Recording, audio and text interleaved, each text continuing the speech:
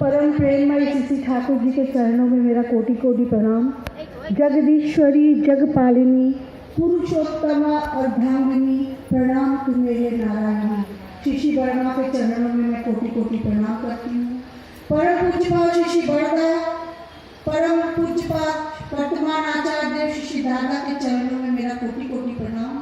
समस्त ठाकुर परिवार के लोगों को मेरा कोटि कोटि प्रणाम। और यहाँ मंचसी माताएं, हमारे संचालक तरुणदा और उपस्थित सभी गुरु भाई गुरु बहनों, माताओं, बच्चों को मेरा सहस्नेह जय हो। आज आप लोगों से मिलना हो रहा है तो मैं इस शुभ अवसर पर सबको विजयादशमी की हार्दिक शुभकामनाएं हाथ जोड़कर देती हूँ। शुभ विजया सबको। कर्ता करत न होत है गुरु करे सब होई। कर्ता करत न होत है गुरु करे सब होई। सात खंड न दीप में गुरु से बड़ा न कोई।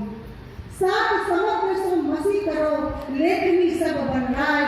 धरती सब कागज करो गुरु गुण लिखा न जाए। वही हुजूर जी महाराज कहते हैं सारा जग प्रसन्न, गुरु प्रसन्न सारा जग उठा, उसका कोई रोग न टूटा। श्री श्री ठाकुर जी कहते हैं इष्ट में रखो भक्ति अटूट। इष्ट में रखो भक्ति अटूट। शक्ति पाओगे दिल में। रंग दो स्वभाव उनके रंग में, पड़ोगे नहीं दुख में। कितनी बड़ी बात है। इन सब बातों को जब मैं करती हूँ तो मैं शक्ति से सराबोर हो जाती हूँ। मेरा विषय जो आज है बहुत ही अच्छा विषय है। बहुत ही अच्छा विषय को लेके आज मैं यहाँ पर आप लोगों के सामने उपस्थित हुई हूँ।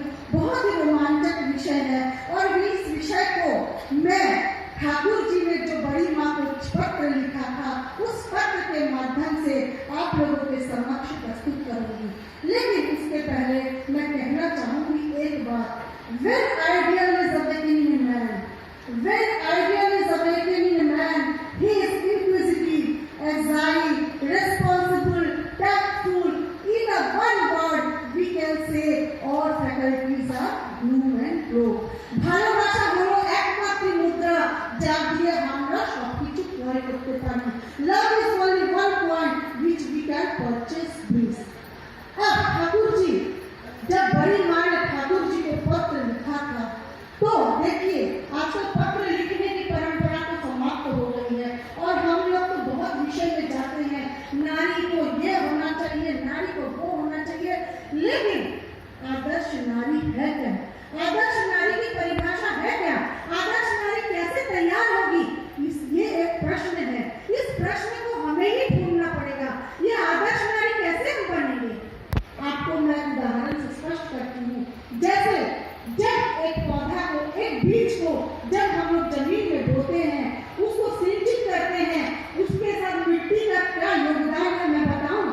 मिट्टी हमेशा उस पेड़ को, उस पौधा को, उस बीज को सपोर्ट करती है और वो बीज, मिट्टी जितना सपोर्ट करती है वो बीज जो है उतना ही अच्छा होता है और उतना ही अच्छा पनपता है। तो आदर्श नारी की भूमिका भी इसी तरह है। लेकिन आदर्श नारी होगी तैयार कैसे? कौन करेगा? उसके लिए कौन जिम्मेदार है?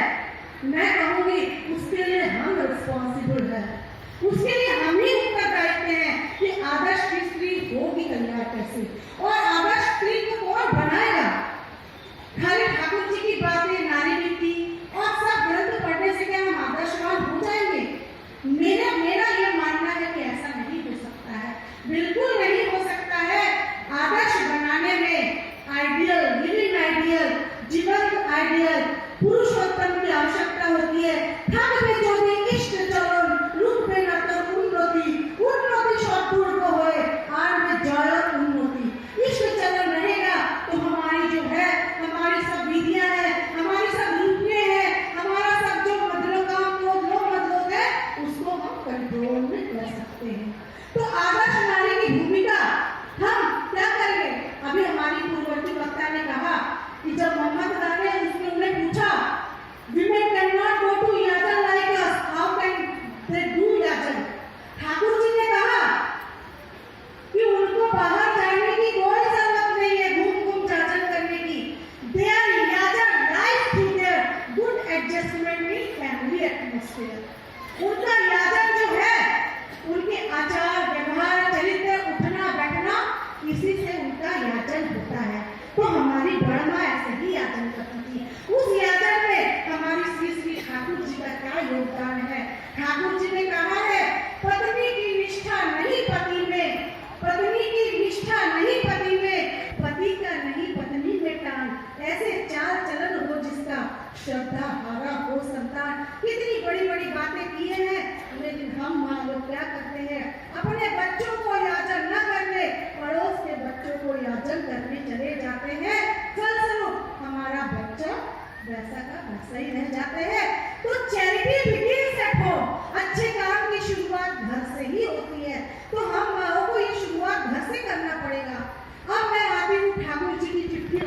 बात पे जब बड़ी माँ ने ठाकुर जी को चिट्ठी लिखा था तो ठाकुर जी ने उसका जवाब दिया था कि मैं अपना प्यार भरा पत्र पाया तुम्हारा, बड़ी बहू को लिखा, तुम्हारा प्यार भरा पत्र पाया और मैं इसी पत्र को तुम इसी तरह लिखते रहना और मैं इसका जवाब दे रहा हूँ।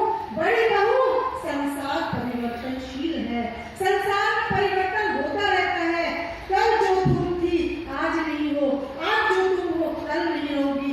ठाकुर जी ने भी कहा मैं जो आज हूँ कल नहीं रहूंगा और जो कल था वो आज नहीं हूँ। तो हमेशा परिवर्तनशील संसार चलता रहता है और इस परिवर्तनशील संसार में जानती हो क्या परिवर्तन नहीं होता है। तो बड़ी बहू को उन्होंने लिखा परिवर्तन नहीं होता है हमारे आत्मा का। हमारे जब गर्भ में जब बच्चा हमारा आत्मा का तो एक था, आज भी हमारा आत्मा एक है।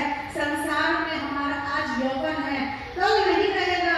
आज हमारे पास संपत्ति है, कल नहीं रहेगा, हमेशा परिवर्तनशील है। तो ठाकुर जी ने कहा इस परिवर्तनशील मन को अपरिवर्तनशील बनाकर नियंत्रण करने को ही निर्विच्छिन्न भाव से अगर नियंत्रित करेंगे तो उसी को भालोबाशा कहते हैं। भालोबाशा वैसा होना चाहिए जिसमें काम की वासना न हो। भालोबाशा वो होना चाहिए जिसमें क्रोध का विकराल ना रूप ना हो। भालोबाशा वो होना चाहिए जिसमें विरह वेदना ना हो। भालोबाशा वो होना चाहिए जिसमें किसी प्रत्याशा का आदान प्रदान ना हो। उन्होंने बड़ी माँ को लिखा कि इस परिवर्तनशील संसार में हमेशा हम परिवर्तन होते रहते हैं और अपनी परिवर्तनशील आत्मा को अगर कंट्रोल कर लेंगे तो हमारा भालोबाशा हो जाएगा। फिर उन्होंने बड़ी माँ को 10 पॉइंट लिखा। पहले पॉइंट में उन्होंने कहा कि बड़ी बहू सदा परोपकार के लिए यत्नवती रहो, बिना प्रत्याशा के, प्रत्याशा शून्य होकर सबका परोपकार करो। देखो उन्होंने कितनी अच्छी बातें लिखी। आजकल हम लोग की पत्र लिखने की परंपरा समाप्त हो गई है। अब हम लोग पत्र नहीं लिखते, पत्र भी लिखेंगे तो ऐसा पत्र नहीं लिख पाएंगे। तो अभी ठाकुर जी को उन्होंने आदर्श माना था तो ठाकुर जी भी उनका पूरा सपोर्ट करते थे। ठाकुर जी को जब उन्होंने कहा कि बड़ी बहू लालटेन जला लो तो उन्होंने एक शब्द निकाल लालटेन जला दिया। लेकिन आज के इस युग में मैं भी खड़ी होकर यहाँ बोल रही हूँ, लेकिन शायद मैं भी मेरे पति के कहने पर कहूँगी कि दिन में तुमको दिखाई नहीं दे रहा है कि मैं लालटेन जलाऊं। हम लोग ये कह सकते हैं, लेकिन बड़ी माँ ने तुरंत में लालटेन जला दिया। और ठाकुर जी भी उनका बहुत ध्यान रखते थे। जब बड़ी माँ ने साग बनाया था, इतना नमक था उसमें, जब ठाकुर जी सब साग खा रहे तो बड़ी माँ ने पूछा क्या ठाकुर तुमने ये साग क्यों खा लिया, आज मैंने इतना अच्छा बनाया है। तो ठाकुर ने क्या कहा पता है? ठाकुर ने कहा बड़ी बहू तुम इसको जरा खा के देखो। तो था तो साग नहीं, लेकिन एक पत्ता था। बड़ी माँ ने उसको खाया, बहुत बड़ा नमक है इसमें। तो ठाकुर जी का कितना ध्यान रखे हुए, बड़ी बहू अगर इसको तुम और किसी को खिलाती तो तुम्हारी निंदा होती, मैं तुम्हारी निंदा बर्दाश्त नहीं कर सकूंगा। बड़ी माँ को आदर्श बनाने में ठाकुर जी की कितनी भूमिका है। फिर ठाकुर जी लिखते हैं परोपकार की बात तो पहले उन्होंने लिख दिया, फिर बोला कि दूसरे पॉइंट में कहा बड़ी बहू तुम कभी मिथ्या मत बोलना। मैं जानता हूँ कि तुम मिथ्या नहीं बोलती हो, लेकिन कभी तुम मिथ्या नहीं बोलना। फिर उन्होंने कहा बड़ी बहू तुम गुरुजनों का बहुत सेवा करना। और फिर चौथे पॉइंट में कहा सती स्त्री को अपने सती की रक्षा करनी चाहिए, अपने व्यक्तित्व की रक्षा करनी चाहिए, अपने चरित्र की रक्षा करनी चाहिए। इसीलिए ठाकुर जी ने नारी